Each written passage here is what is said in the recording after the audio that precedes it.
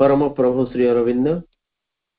उपस्थित समस्त अपाभाई मान मोर नमस्कार, शुभेच्छा,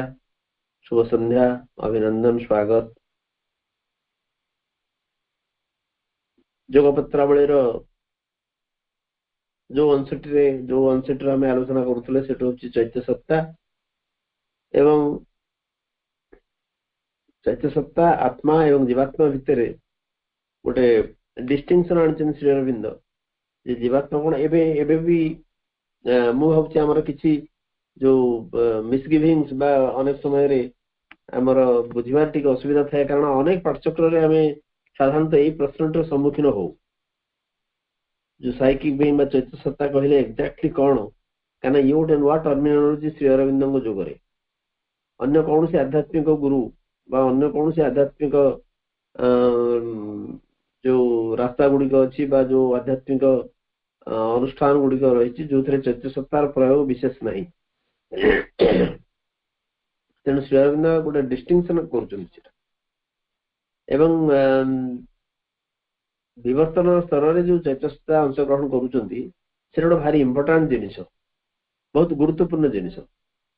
एवं बहुत जगह जो प्रश्न पचरा जाए आम समस्त भीतर तो भाई आत्मा अच्छा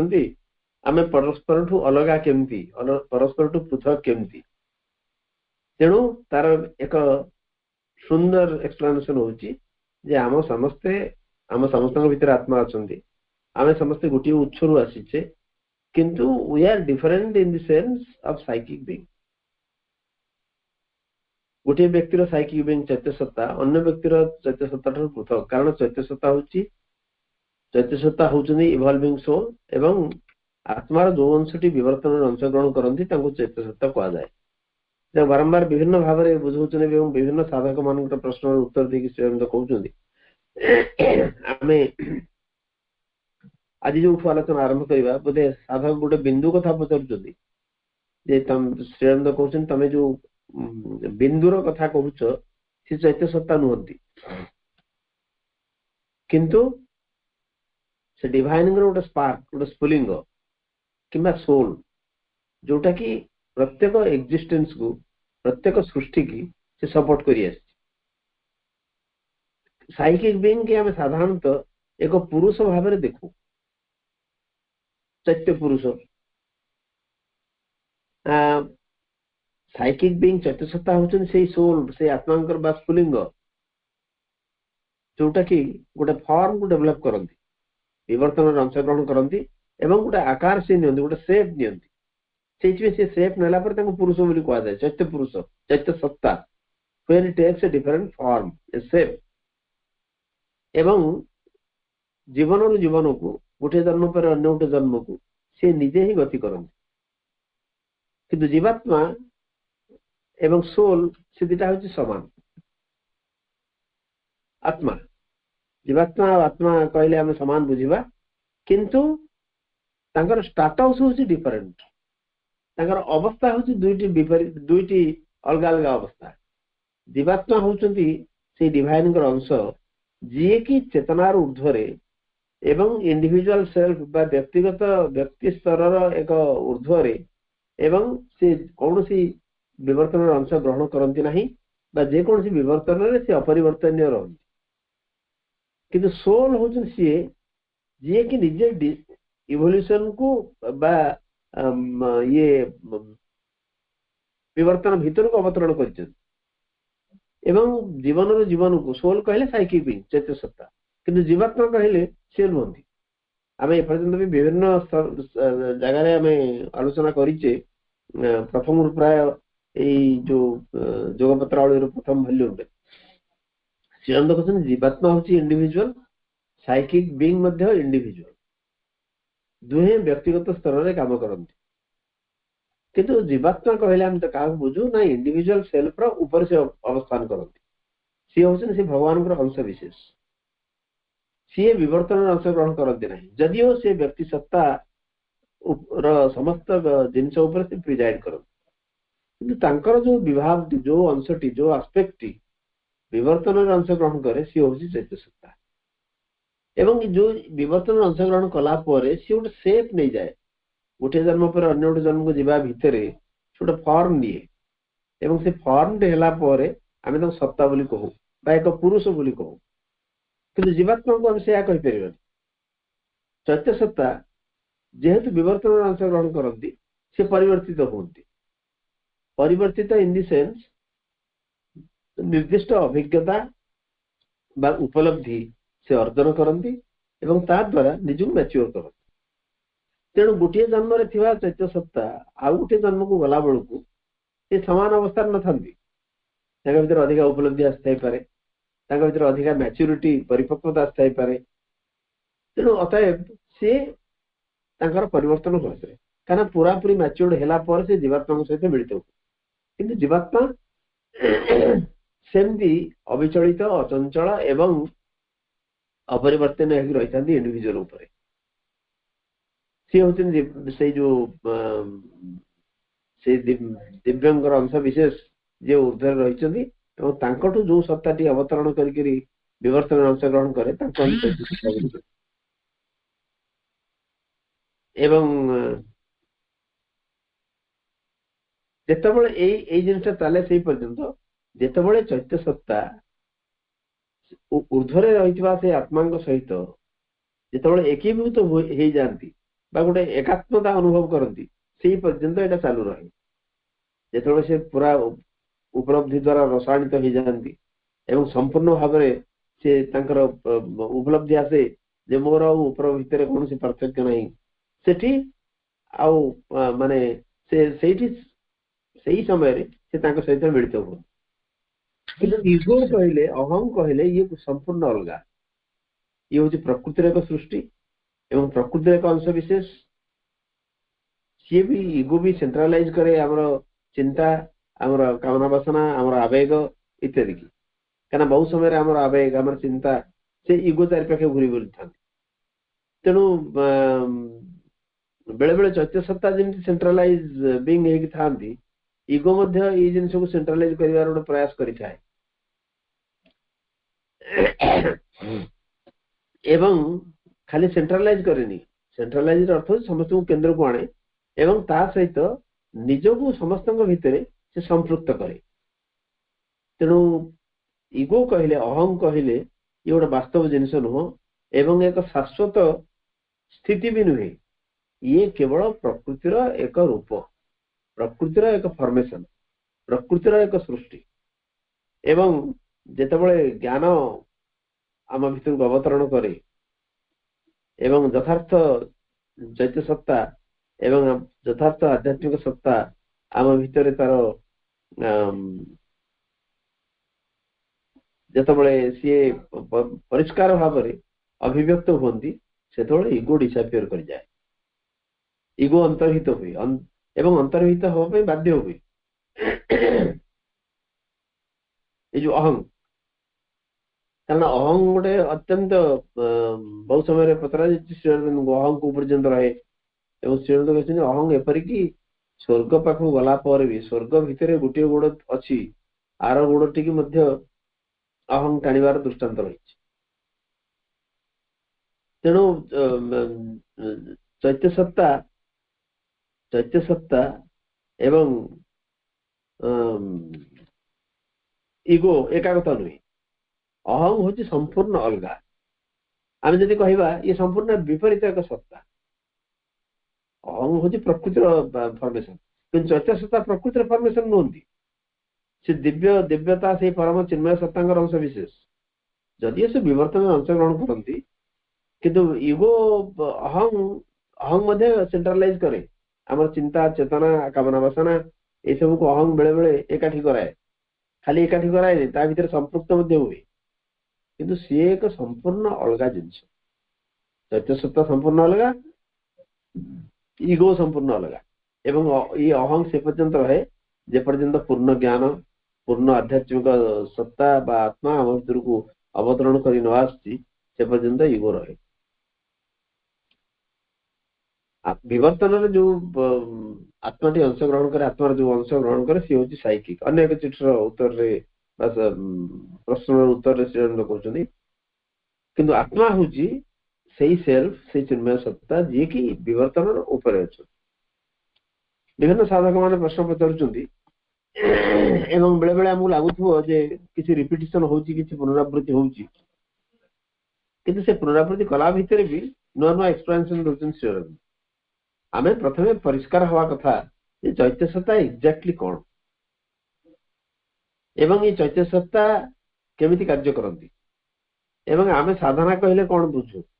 आम साधना चैत्य सत्ता भूमिका कौन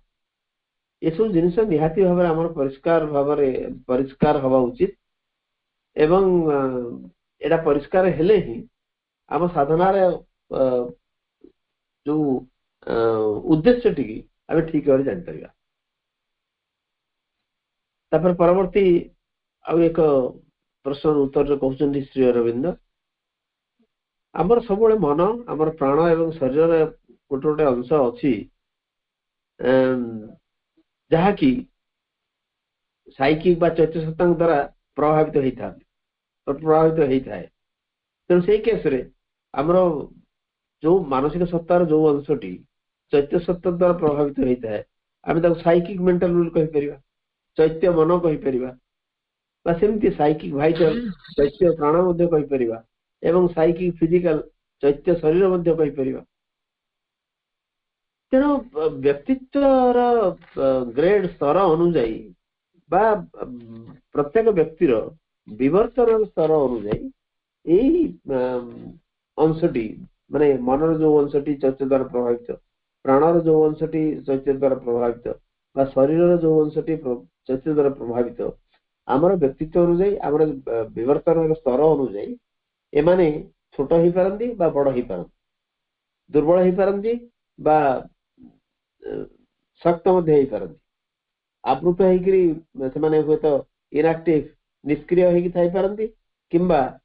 सक्रिय होती आम जो अवस्था अच्छे आम व्यक्तित्व जो अवस्था अच्छे विवर्तन जो पर्यायर आम रहीचे आम साइकिक बीन जो अवस्था अच्छी से अनुसार आमर मन प्राण एवं शरीर यथाक्रमे एमाने चैत्य सत्ता द्वारा या सब किसी अंश जो प्रभावित होती से अवस्था था धरतु कहीं जिते आम साधना अग्रसर हो मूल कथा है चैत्य सत्ता मन प्राण एवं शरीर बंधन मुक्त हेबे मन प्राण एवं शरीर को ऊपर तांकर संपूर्ण कर्तृत्व रहिबो किंतु एटा संपूर्ण हवा पूर्व प्रथम कौन हुए ना मनर किसी अंश चैत्य जी चैत्य निजक खोली धरुवे बा आम साधनार पर्याय अनुजाई विवर्तन स्तर अनुजाई आम व्यक्तित्वर जो एक स्तर रही से अनुजाई ये चैत्य जो विकसित होते से अनुसार से मन प्राण शरीर उपर प्रभाव पकाउथिबे ताले मनर जो अंशटी उपर चैत्य प्रभाव पकेला प्राणर जो अंशटी उपर चैत्य प्रभाव पकेले कि शरीर जो अंशटी उपर चैत्य प्रभाव पकेले से सब अंश छोट कि बड़ सक्रिय कि निष्क्रिय दुर्बल कि शक्त ये सब जिनस निर्भर करे जेतेबेले चैत्य आमर मनर जो गतिवृत्ति प्राणर गतिवृत्ति शरीर गतिवृत्ति या उपरे प्रभाव पके बा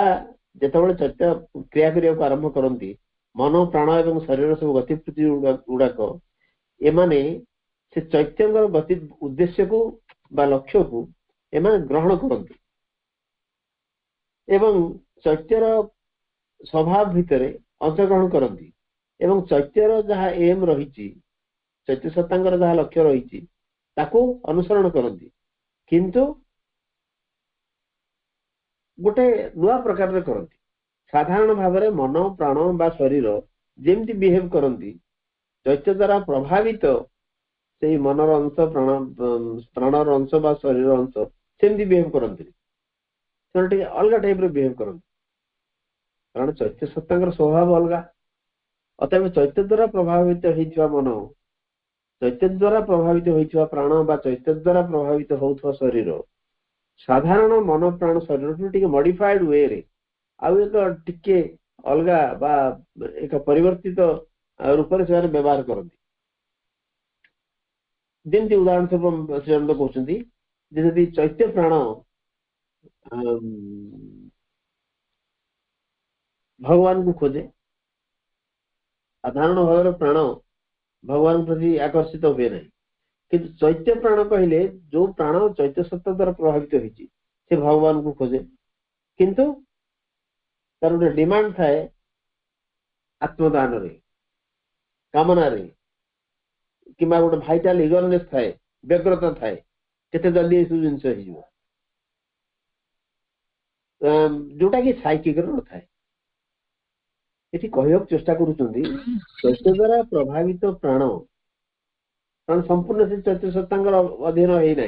किंतु किसी मात्रा प्रभावित होती भल जिनस हूँ आसथाई पारे गोटे सेल्फ गिविंग आत्मदान निजक देदेवाई गोटे प्रबल आग्रहर आतिशଯ୍य आसथाई पारे कामनार गोटे आतिशଯ୍य आसथाई पारे कि गोटे व्यग्रता रही पारे मुझे जल्दी भगवान को पाइबी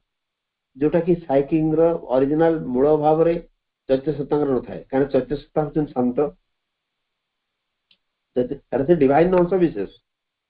भीतर व्यग्रता नहीं किंतु चैत्य द्वारा प्रभावित प्राण भितर व्यग्रता थाए अवश्य साधारण प्राण जमी उत्पात करे चैत्य द्वारा प्रभावित प्राण हुए तो सेमती उत्पात न करे किंतु ये जिनसा थाए सेमती कारण से कहते साइकिक साइकिक चैत्य सत्तांग भितर जो गुणधर्म थाए सी हूँ शुद्ध आत्मदान शुद्ध अभिप्सा एवं गोटे साइकिक फायर बा चैत्य रूपक अग्नि जोटा कि परिव्याप्त होगी थाए ये हूँ चैत्य सत्तांगर निजस्व गुण किंतु चैत्य द्वारा प्रभावित जो प्राण किसी थाए आत्मदान थाए कि डिमांड थाए दाबी थाए व्यग्रता थाए भगवान प्रति भगवान को खोजार एक अभिष्ट थाए किंतु ता सहित थाए जे केते बेले पाइबी बा केते दिन मत लागिवो एमती थाए सेमती आमे सब जिनस साइकिक मेंटल बा साइकिक फिजिकल अच्छा आउ गोटे है ये जो साइकिक भाइटाल बा चैत्य प्राण मध्य जंत्रणा एवं कष्ट को उपभोग करे एक्जाक्टली उपभोग कही हेनी अनुभव करे जोटा कि प्योर शुद्ध साइकिक न थाए से कहते एवढे जो प्रभावित होउची या भितर नॉर्मल धरतु साइकिक भाइटल चैत्य प्राण से साधारण प्राणसत्तार जहाँ किसी सब गुण धर्म अच्छी रही थाए ता सहित मिसिकी थाए किसी भगवान को खोजार भाव अतएव चैत्य प्राणटी कष्ट अनुभव करे चैत्य प्राणटी जंत्रणा अनुभव करे चैत्य प्राण भितर सेल्फ गिविंग आत्मदान एक दाबी रही थाए एवं गोटे माने भाइटाल इगरनेस गोटे थाए गोटे प्राणी को व्यग्रता थाए कि शुद्ध चैत्य ये सब गुण न थाए अच्छा साइकिक भाइटाल मध्य कष्ट को सहती कष्ट सहती जमी साधारण प्राण सहे चैत्य प्राण मध्य सेमती सहे किंतु जोटा कि केवल चैत्य न थाए किंतु आत्मा साइकिंग भली नुहंती आत्मा होचंती सेही चिन्मय सत्ता जी कि समस्त भितर एक अच्छी सी अचंचल स्थिर प्रसारित सबुले शांत एवं सबुले मुक्त चैत्य सत्ता बंधन अच्छी कारण से विवर्तन भितर पशुं किंतु आत्मा कहले से मुक्त स्वाधीन स्वतंत्र प्रसारित स्थिर निश्चल एवं शांत से एक आत्मा समस्त भितर अच्छे सी हूँ आत्मा से आत्मा एवं साइकिक या भीतर पार्थक्य अच्छे सूक्ष्म स्तर देखले आम अवश्य गोटे ओपर आड़ देखले आत्मा जी चैत्य सत्ता सी जीवात्मा सी आत्मा हूँ समस्त भीतर विद्यमान जीवात्मा भी इंडिविजुअल किंतु जीवात्मा इंडिविजुअल ऊर्ध्वर रहती एवं चैत्य सत्ता विवर्तन अंशग्रहण करती यही तीनटा जदि कनसेप्ट आम क्लीयर हो गला बहुत गुड़े जिनस आम सहज हो बुझापी विशेषकर श्री अरविंद जुगे चैत्य सत्ता जीवात्मा एवं आत्मा आत्मा परभेड कर रही समस्त भीतर से गोटे आत्मा अच्छा कि आत्मा जो भिन्न भिन्न सत्ता रही धरम जीवात्मा जीवात्मा भी सी विवर्तन अंशग्रहण करते कि इंडिविजुअल सेल्फ से ऊर्धर रह चैत्य सत्ता ओल्हे तलू विवर्तन में अंशग्रहण कले यही तीन टा स्तर को आमको प्रथम मन रखा पड़ो कहते आत्मा चैत्य नुहति आत्मा से ऊर्ध्वर रहती से शांत निश्चल उदार प्रसारित स्वतंत्र सबकि आम समस्त भीतर सी अच्छा कि चैत्य सत्ता हूँ आमर विवर्तन से अंशग्रहण करती जीवन जावतीय उपलब्धि की अनुभव करती एवं निजको से निजे भी इवॉल्व करती निजे विवर्तित होती सहित मन प्राण एवं शरीर को विवर्तित करती बा विवर्तित मन प्राण शरीर भितर सी भी निजको विवर्तित चली था कारण जो इवोल्यूशन थ्रू रे गति कले mind evolves vital evolves body also evolves similarly the psychic being also evolves तेणु ये सबूर इवोल्यूशन भीतर देकरी चैत्य सत्ता मध्य इवॉल्व करथांती किंतु चैत्य सत्ता ये प्राण बा शरीर भली कष्ट सहती नहीं एमाने जेमती प्राण आ शरीर आम कष्ट सहती कष्ट को उपलब्धि आणती कष्ट अनुभव करती चैत्य सत्ता से उपलब्धि नहीं जंत्रणा नहीं दुख नहीं हताशा नहीं किंतु चैत्य गोटे साइकिक सरो थी पारे एक चैत्य दुख थी पारे एवं से चैत्य दुख कौन जोटा कि ये साधारण जंत्रणा सफरिंग ठारू अलगा आमे धरतु आमको किए किसी कहला आमे दुखित हो आम भीतर गोटे दुख पलि आसे कि जीवन किसी गोटे हताश आसला कौट आम असफल हेलु आम हताश पलि आसे कि चैत्य सत्ता ये सब आसे गोटे साइकिक सर थी पाए चैत्य दुख एवं से साधारण दुख सुख अलग साधारण जो दुख जंत्रणा जो हताशा गोटे प्राण उपलब्धि करे साधारण मनुष्यटी जो उपलब्धि करे चैत्य जो चैत्य दुख आसे सी यही टाइप दुख नुह ତାହେଲେ ସେଇଟା କେମିତି? ଏଇଟା ଗୋଟେ ଏଇଭଳିଆ ହୁଏ, ଗୋଟେ ସୁଇଟ୍ ସାଡନେସ୍ ଶ୍ରୀଅରବିନ୍ଦ କହୁଛନ୍ତି, ଏକ ମଧୁର ଦୁଃଖ, ଏ ସୁଇଟ୍ ସାଡନେସ୍। ଏବଂ ସେ ସାଡନେସ୍ ଟା କୋଉଥିରୁ ଆସେ ନା ଗୋଟେ ଆକୁତିରୁ ଆସେ। Sweet sadness of yearning. Yearning ହଉଛି ଆକୁତି, ଆକୁତିର ଅର୍ଥ ହଉଛି ଚାହିଁବା। ଆମେ ଯୋଉ ଚାହୁଁ ଭଗବାନଙ୍କୁ, ତଜ୍ଜନିତ ଗୋଟେ ମଧୁର ସୁଇଟନେସ୍ ଆସେ, ଏ ମଧୁର ସାଡନେସ୍ ଆସେ, ଗୋଟେ ମଧୁର ଦୁଃଖ। ମଧୁର ଦୁଃଖ କହିଲେ ତାକୁ କେମିତି ଆମେ ଉପଲବ୍ଧିରେ ଆଣିବା ଯେ ଇଏ ମଧୁର ତ ମଧୁର, ଦୁଃଖ କହିଲେ ଯୋଉ ସାଧାରଣ ଭାବରେ ଆମେ ହତାଶା ବା ଦୁଃଖକୁ ବୁଝୁ ଗୋଟେ ଅସଫଳତା ଜନିତ ବା ଏକ ସାଇକୋଲୋଜିକାଲ ବା ଇମୋସନାଲ ଆଟାଚମେଣ୍ଟ ଜନିତ ଯୋଉ ଦୁଃଖ ଆସେ, ଇଏ ସେଇ ଦୁଃଖ ନୁହଁ। ଇଏ ଦୁଃଖ ହୁଏତ ସାଇକିକ ସ୍ୱରକୁ ଆମେ ଏମିତି କହିବା, ତା ଭିତରେ ଗୋଟେ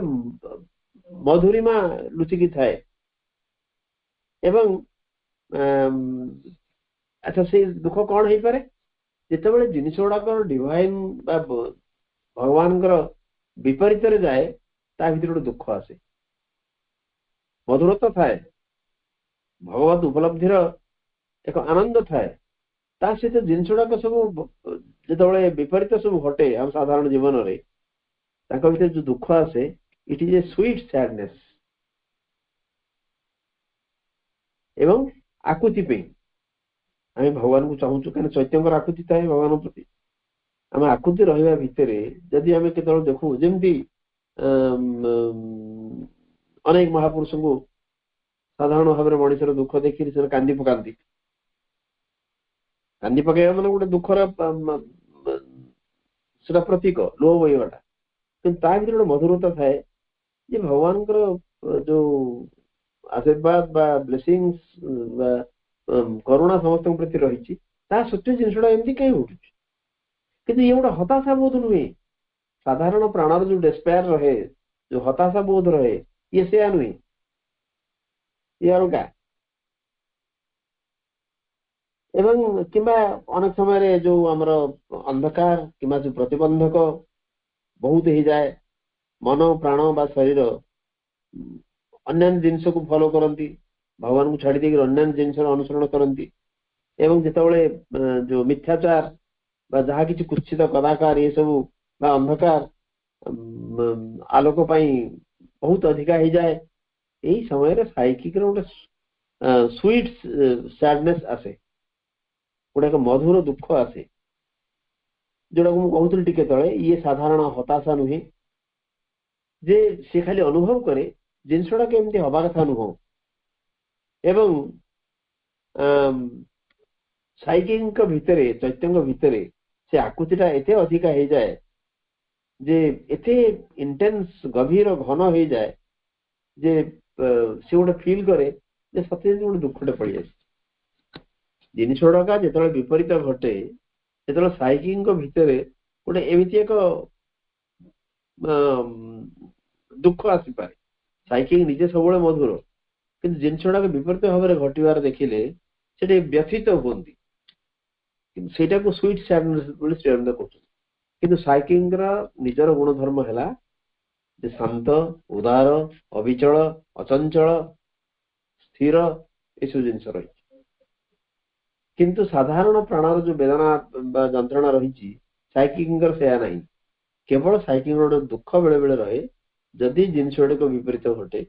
ମଣିଷ ଯଦି ବିପରୀତ ଗତିରେ ଯାଏ, ମନ ପ୍ରାଣ ଏବଂ ଶରୀର ନିଜ ନିଜର ଯୋଉ ଉଦ୍ଦେଶ୍ୟ ରହିଛି ବା ନିଜ ନିଜର ଲକ୍ଷ୍ୟ ରହିଛି ସେଥିରୁ ବିଚ୍ୟୁତ ହୁଅନ୍ତି। କାରଣ ସାଇକି ଫିଲ୍ କରନ୍ତି ଯେ ସମଥିଙ୍ଗ ବ୍ୟାଡ ହାଜ ହାପେଣ୍ଡ। କିନ୍ତୁ ତାଙ୍କ ଭିତରେ ଯୋଉ ଦୁଃଖ ଆସେ, ଇଏ ସାଧାରଣ ପ୍ରାଣର ହତାଶା ନୁହେଁ, ଦୁଃଖ ନୁହେଁ, ଯନ୍ତ୍ରଣା ନୁହେଁ। ଇଏ ଏକ ଅଲଗା ଲେବୁଲର ଏକ ସୁଇଟ୍ ସାଡନେସ୍, ଏକ ମଧୁର ଦୁଃଖ। ଆଚ୍ଛା, ବୋଧେ ସେଇଥିରେ ସେ ପଚାରିଛନ୍ତି ସାଇକି କାହିଁକି ଫ୍ରଣ୍ଟାଲାଇଜ ହଉନାହାନ୍ତି, ସାମ୍ନାକୁ ସମ୍ମୁଖକୁ କାହିଁକି ଆସୁନାହାନ୍ତି ଚୈତ୍ୟ ସତ୍ତା। ଚୈତ୍ୟ ସତ୍ତା ହଠାତ୍ ତାଙ୍କୁ ଆଣି ହବନି ସମ୍ମୁଖକୁ। ସେ କୋଉଠି ମାନେ ଲୁଚିକି ରହିନାହାନ୍ତି ଯେ ତାଙ୍କୁ ଘୋଷାରିକି ଟାଣି ଆଣିକି ସମ୍ମୁଖକୁ ଆଣିଦବ। ସେମିତି ହେଇପାରିବନି। ଆମ ଶରୀରର ଆମ ସତ୍ତାର ଅନ୍ୟାନ୍ୟ ଅଂଶ ସବୁ ଯେତେବେଳେ ପରିବର୍ତ୍ତନ ପାଇଁ ପ୍ରସ୍ତୁତ ହେବେ ଏବଂ ସେ ଯୋଉ ଭିତରର ଯୋଉ ପରଦା ଆମକୁ ଢାଙ୍କିକି ରଖିଛି, ସେ ପରଦାଟା ଯେତେବେଳେ ଆହୁରି ପତଳାରୁ ପତଳା ହେଇ ଆସିବ, ସେତିକି ବେଳେ ଚୈତ୍ୟ ସତ୍ତାଙ୍କୁ ଆଣି ହବ ବା ଚୈତ୍ୟ ସତ୍ତା ସମ୍ମୁଖକୁ ଆସିବେ। କିନ୍ତୁ ଯେହେତୁ ସେ ପରଦା ଆମର ଆବରଣ ଆମକୁ ଅଲଗା କରି ରଖିଛି ଏବଂ ସତ୍ତାର ଅନ୍ୟ ସବୁ ଅଂଶ ଯାକ ପ୍ରସ୍ତୁତ ହେଇନାହାନ୍ତି, ତେଣୁ ଚୈତ୍ୟ ସତ୍ତା ଆସିପାରନ୍ତି ନାହିଁ। ତେଣୁ ଏଇଥିପାଇଁ ଆମ ଭିତରେ ଅନେକ ଉପଲବ୍ଧି ଆସେ, ଅନୁଭୂତି ଆସେ ଏବଂ ଆମର ଯୋଉ ଅନ୍ତର ମନ, ଅନ୍ତର ପ୍ରାଣ ଏବଂ ଅନ୍ତର ଶରୀର ସେଇ ଦିଗରେ ଅନେକ କାର୍ଯ୍ୟ କରନ୍ତି, ଏବଂ ସେଇଥିପାଇଁ ଉପଲବ୍ଧି ଆସେ। ତ ସେଇ ଉପଲବ୍ଧିକୁ ନେଇକିରି ଚୈତ୍ୟ ସତ୍ତା ମ୍ୟାଚୁର୍ଡ ହୁଅନ୍ତି, ପରିପକ୍ୱ ହୁଅନ୍ତି। ତେଣୁ ଚୈତ୍ୟ ସତ୍ତା ଖାଲି ଆଗକୁ ପଳେଇ ଆସିବାଟା ଏତେ ସହଜ କଥା ନୁହେଁ, କାରଣ ସେଟା ନିର୍ଭର କରେ ଅନ୍ୟାନ୍ୟ ଜିନିଷ ଉପରେ। ଅନ୍ୟାନ୍ୟ ଜିନିଷ କହିଲେ ଆମ ସତ୍ତାର ସମସ୍ତ ଅଂଶ ବିଶେଷ ପ୍ରସ୍ତୁତ ହବା ଦରକାର। ଆମର ଅନ୍ତର ମନ, ଅନ୍ତର ପ୍ରାଣ, ଅନ୍ତର ଶରୀର ସେ ମଧ୍ୟ କାର୍ଯ୍ୟ କରିବା ଦରକାର ଏବଂ ଉପଲବ୍ଧି ଗୁଡିକ ସେଇଥିପାଇଁ ଆସନ୍ତି, ଆମକୁ ଚିତେଇ ଦେବା ପାଇଁ, ଆମକୁ ଶିଖେଇ ଦେବା ପାଇଁ ଯେ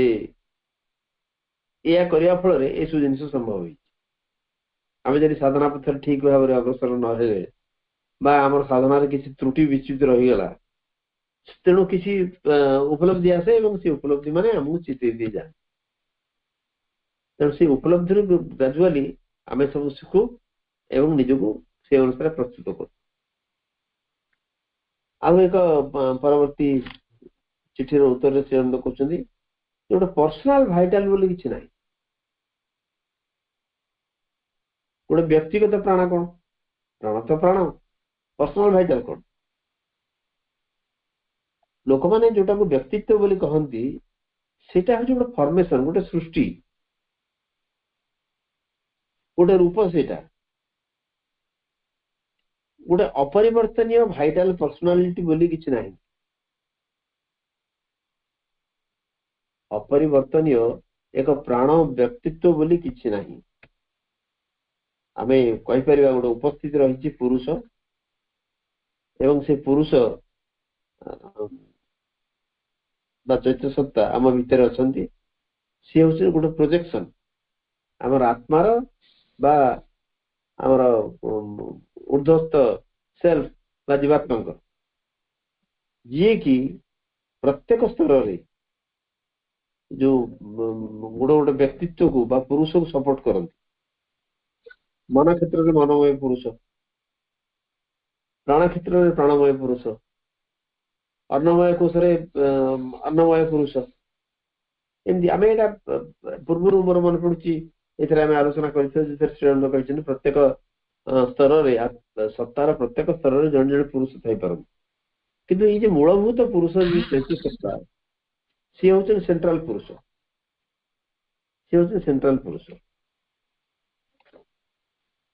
କିନ୍ତୁ ଏ ପୁରୁଷଙ୍କୁ ଆମେ ଏକ ବ୍ୟକ୍ତିତ୍ୱ ବୋଲି କହିବାନି, କାରଣ ତାଙ୍କର କୌଣସି ନାଁ ନାହିଁ କି ଆକାର ନାହିଁ। କିନ୍ତୁ ସବୁଠୁ ଭଲ ହବ ଆମେ ଏସବୁ ସମ୍ପର୍କରେ ବିଶେଷ ଗୁଡେ ଅନୁମାନ ଲଗେଇବା ନାହିଁ, କାରଣ ଇଏ ହଉଛି ବହୁତ ସୂକ୍ଷ୍ମ ଜିନିଷ। ବର୍ତ୍ତମାନ କ୍ଷେତ୍ରରେ ଆମେ ଆମର ଯଥେଷ୍ଟ ଏକ୍ସପିରିଏନ୍ସ ନାହିଁ, ଉପଲବ୍ଧି ନାହିଁ। ସିଧାସଳଖ ତାଙ୍କୁ କହୁଛନ୍ତି, you have not sufficient experience to grasp correctly the complexity of the truth. ଏ ଯୋଉ ସତ୍ୟ, ତାର ଜଟିଳତା ବୁଝିବା ପାଇଁ ତମର ଯଥେଷ୍ଟ ଉପଲବ୍ଧି ହେଇନାହିଁ, ତେଣୁ ତମେ ଯୋଉ ଡିଷ୍ଟିଂସନ ଟାକୁ ମାର୍କ କରିପାରିବ ନାହିଁ। ତେଣୁ ଏଇଠି ଗୋଟେ ଅନୁମାନ ଲଗେଇବାର କୌଣସି କାରଣ ନାହିଁ,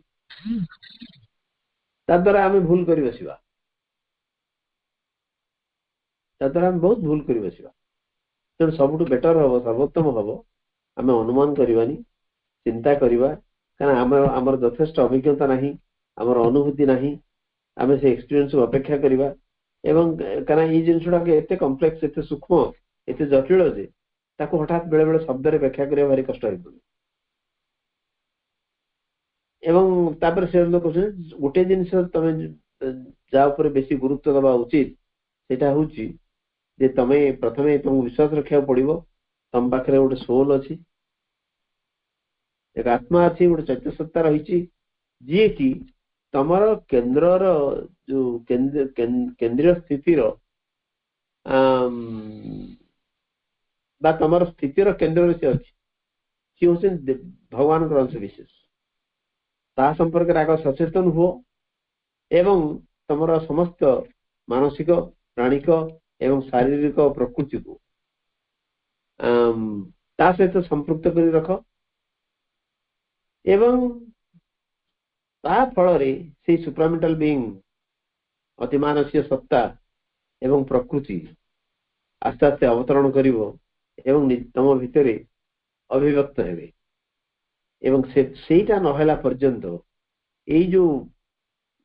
सचेतन भाव रे चैत्य सत्ता सहित लिंकिंग माने संपर्क रखिबा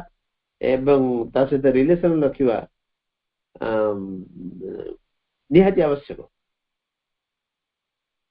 कारण एटा नथिले सुप्रामेंटल डिसेंट अते अतिमानसर अवतरण घटिबो नाही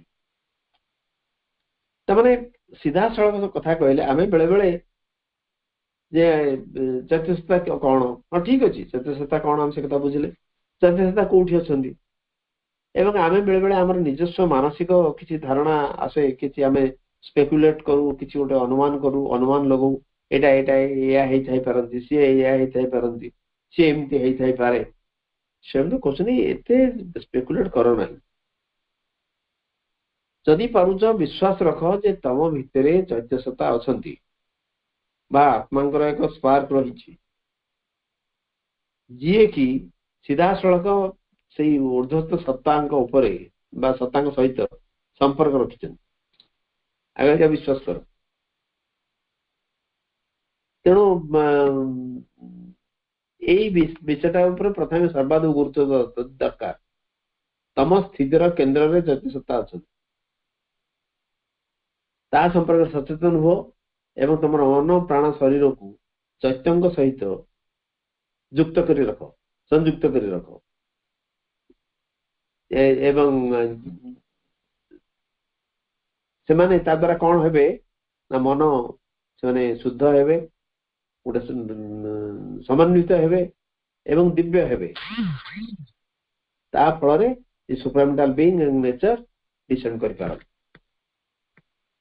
मन प्राण शरीर अशुद्ध अवस्था अच्छा ये केवल शुद्ध हो पारे संगठित हो पारे बा एक दिव्य रूपायन संभव हम जिते चैत्य सहित से संपर्कित हे तेणु ये प्रथम आवश्यकता हूँ आमको विश्वास कर पड़ो आम भर चैत्यसत्ता अच्छा आम भर आत्मा अच्छा सी लिंक सब से दिव्य सहित आमर मन प्राण शरीर जो गुड़िक साधारणतः निम्न अवस्था अच्छा एम चैत्य सहित युक्त रे या भितर गोटे विशुद्धि आसव एवं गोटे संगठन आसव एमाने केंद्र चैत्यसत्ता को रखिक चारिपाखे एम सब रे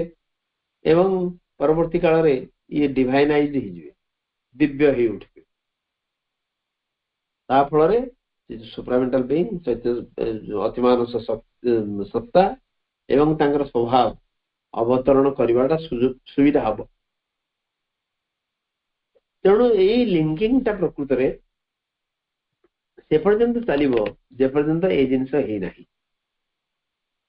आदि लिंकिंग नहीं बा कॉन्शियस अवेयरनेस नहीं एक सचेतन भाव में आम जब अवेयर हो नहीं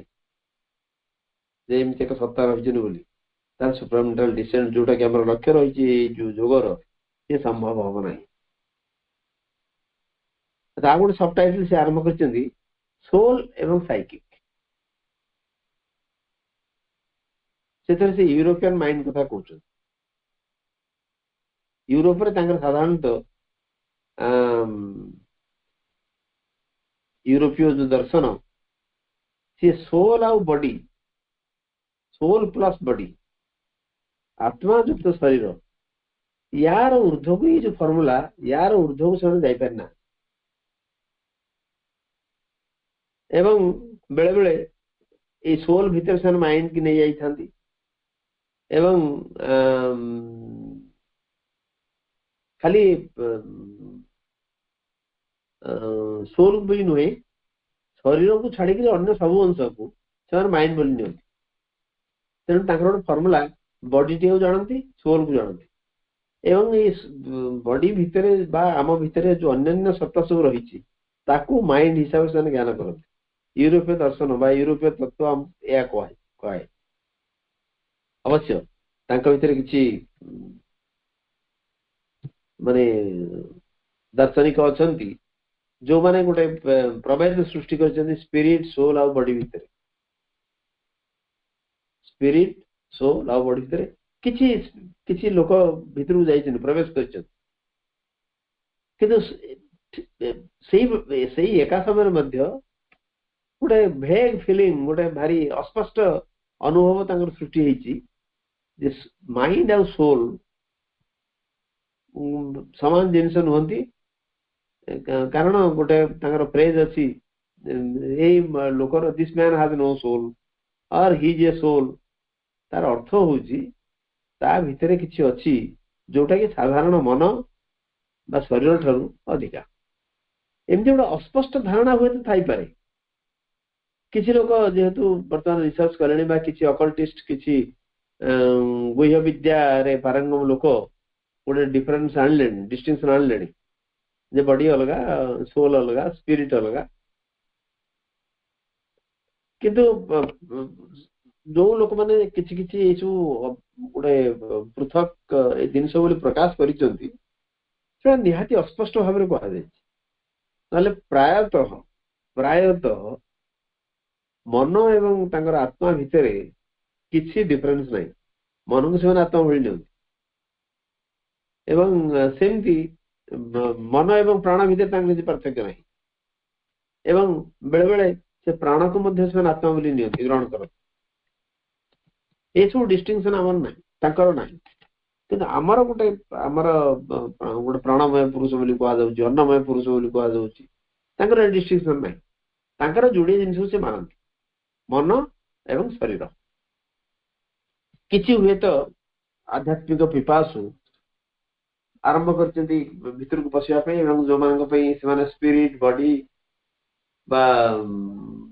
सोल भीतर स्पिरिट सोल बॉडी भीतर किछि पार्थक्य आने चेष्टा करचंती कि से पार्थक्य एते अस्पष्ट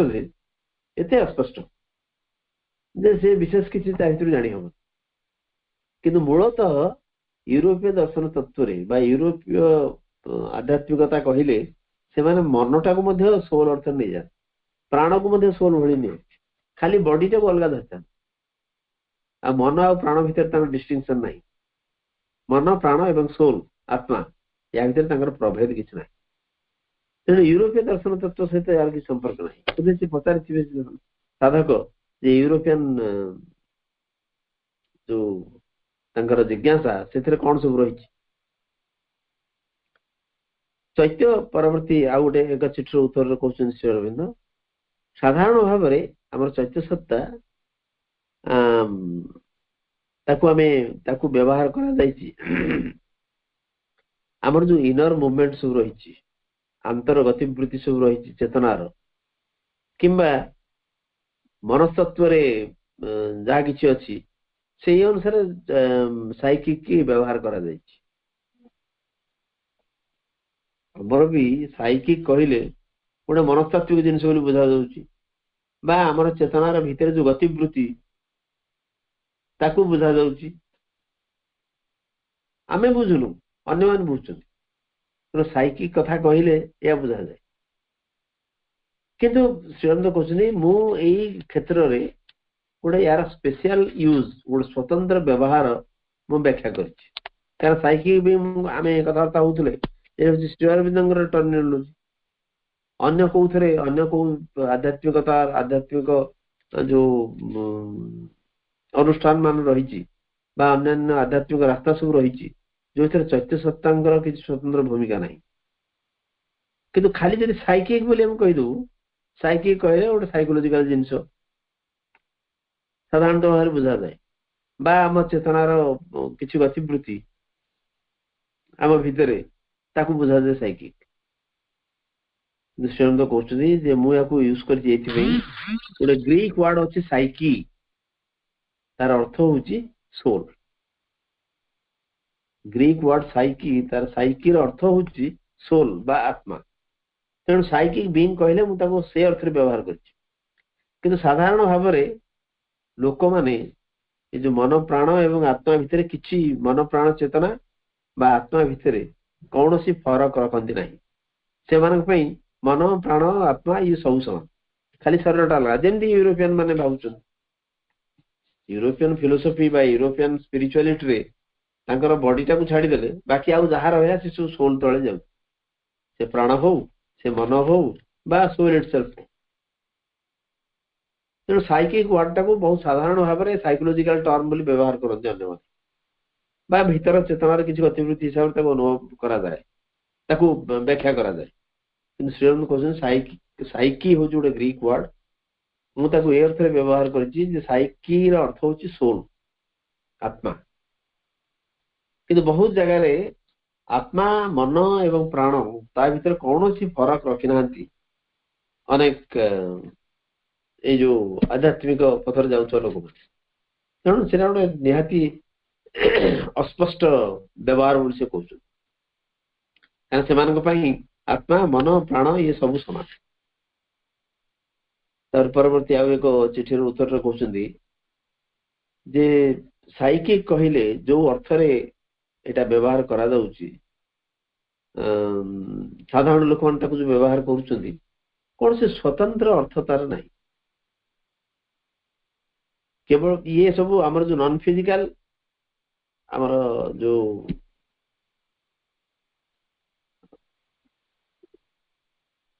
नॉन फिजिकल कहले जो थरे आमर फिजिकल बीइंग ता संपृक्त होनी बा सुप्रा फिजिकल अति भौतिक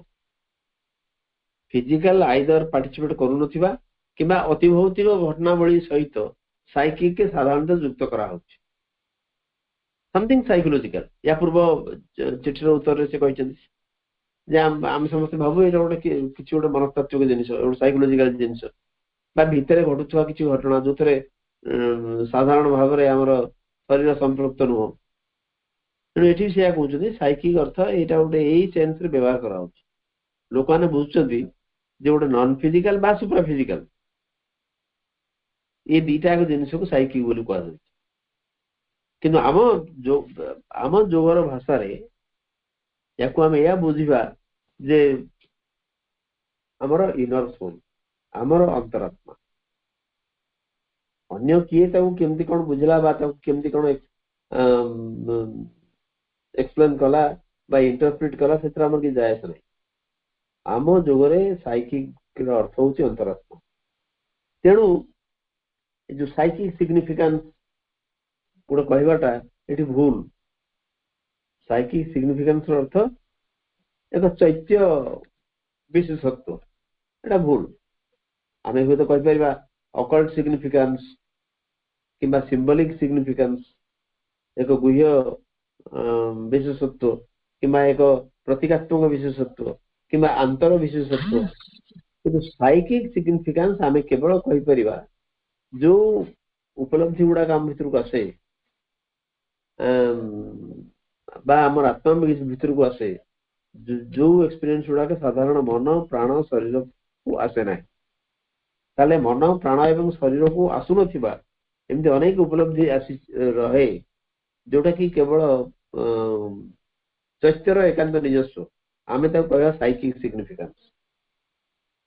किंतु साइकिक सिग्निफिकेंस बोली किछि नाही बा साइकिक सिग्निफिकेंस साइकिक सिग्निफिकेंस ए क्षेत्र रे बोधे गोटे कौन सी निर्दिष्ट कथा पचारिछन से साधक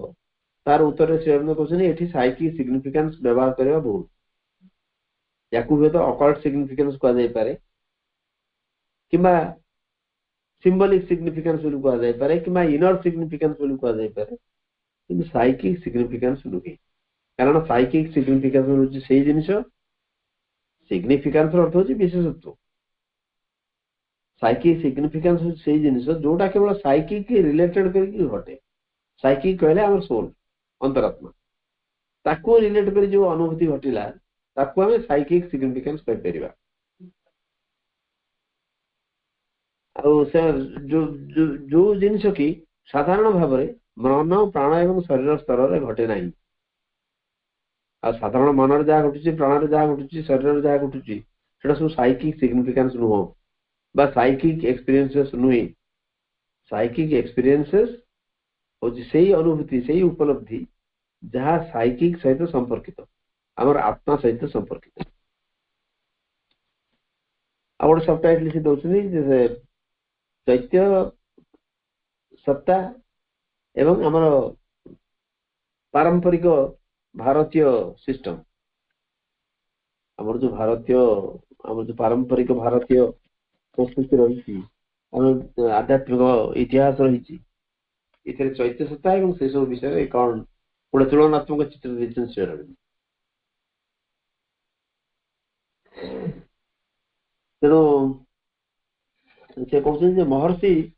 बोधे से समय कौ महर्षि कथा कहते मुझे कहीपरि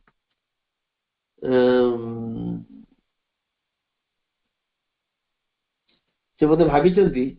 मु साइकिक बीइंग कहले गोटे एनलाइटेंड इगो को बुझ आमर एक अत्यंत भाव में आलोकित अहं ताकू बोधे मु बुझी साइकिक बीइंग तेणु महर्षि बोधे से भावी तेणु से अनुसार से व्याख्या कर बोधे कौन प्रश्न पचारि साधक हम जानी आम जानी कि महर्षि क्या से मीन कर जानी कि कहते महर्षि बोधे भावी साइकिक कहले मु बुझी गोटे एनलाइटेंड इगो आउ टिके आलोकित अहं विशेष भाव में गोटे आलोकित अहंग आलोकित अवस्था को मुझे बुझी साइकिक बोली किंतु प्रकृत लोक एपर्यंत बुझी ना चैत्य सत्ता कहले कौन एक्जाक्टली मीन करुच्ची बहुत लोग से कथा बुझी ना कारण ये जो साइकिक शब्दटा इंग्लिश लैंग्वेज रे व्यवहार करा जाय बहुत जगह रे जोटा कि को अर्थ रे व्यवहार होईची जो हमर अंतर मन अंतर प्राण बा अंतर शरीर रो किछि गतिविधि को बुझौची बा जो जिनटा गोटे अस्वाभाविक बा गोटे अत्यंत भाव में गुप्त बा प्रच्छन्न किंबा बाह्य सत्ता घटुवा बहुत सूक्ष्म जिनिस सब गोटे एमती सब गोलमाया रही ऑल इन ए जंबल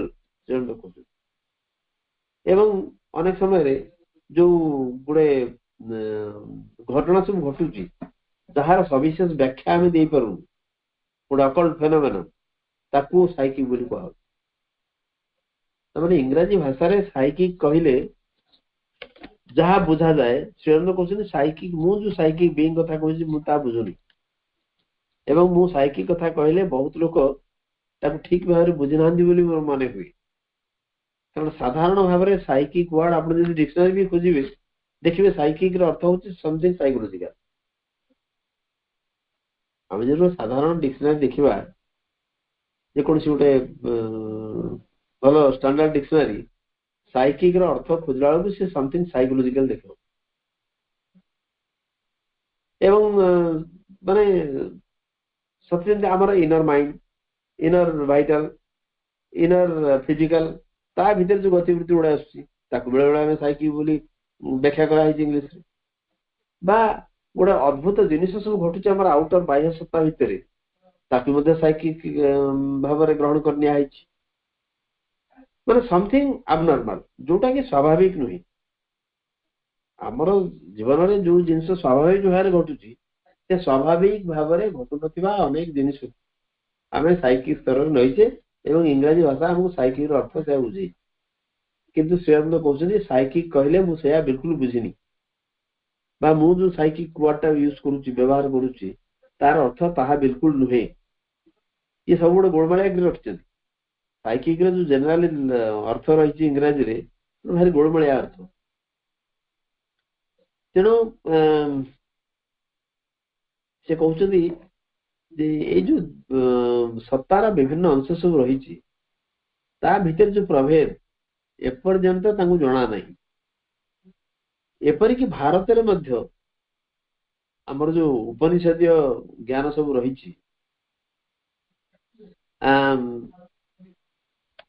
से भी जो डिस्टिंक्शन दि जाइए जो प्रभेदता दर्शा जाइए ताकू भी लोक मन रखी ना जीवात्मा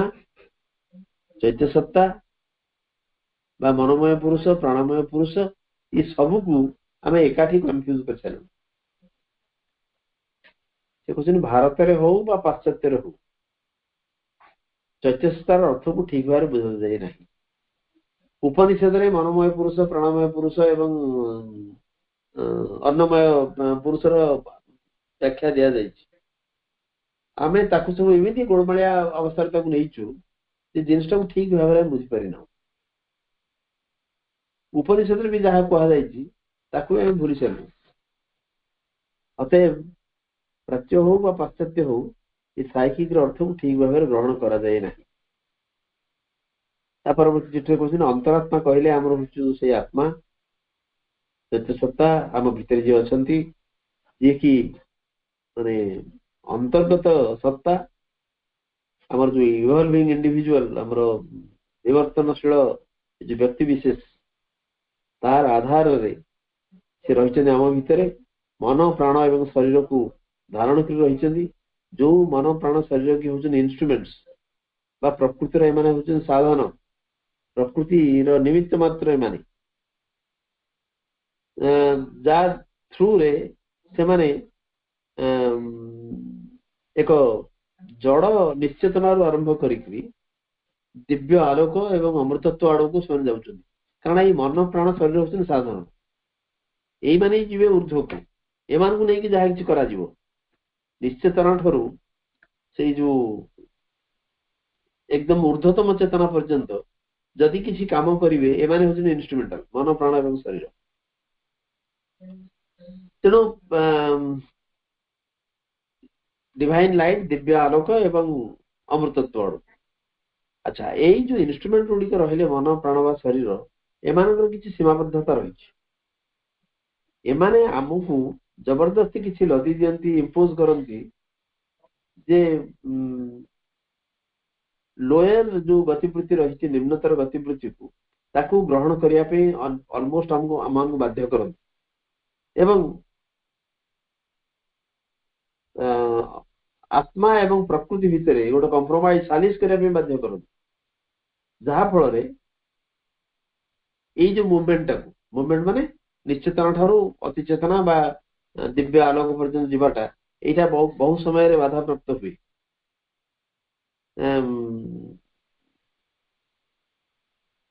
बा जो इंटरचेंज रु विशेष किसी फायदा मिले तेणु चैत्य सत्ता हूँ सोल फॉर्म आम आत्मार एक आकार किंबा आमर एक आत्म व्यक्तित्व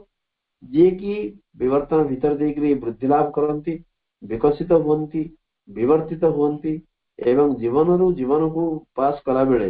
ये प्रस्तुत होती आउ गोटे ऊर्ध्वतर विवर्तन आमर अज्ञान बाहर आउ एक ऊर्ध्वतर विवर्तन पे से प्रस्तुत होता तेणु चैत्य सत्ता हूँ प्रकृत सद्वस्तु सी हूँ जहाँ किसी सोल फॉर्म आम भितर अच्छी सी ही करती एवं मन प्राण शरीर को साधन हिसाब से ग्रहण कर एक जड़ निश्चेतना ठारू आरंभ कर एक ऊर्ध्वतर सत्ता पर्यंत बा एक दिव्य आलोक बा सुप्रामेंटाल प्लेन पर्यंत यही मानी चैत्य सत्ता ही आमको नहीं जाए प्रथम आमर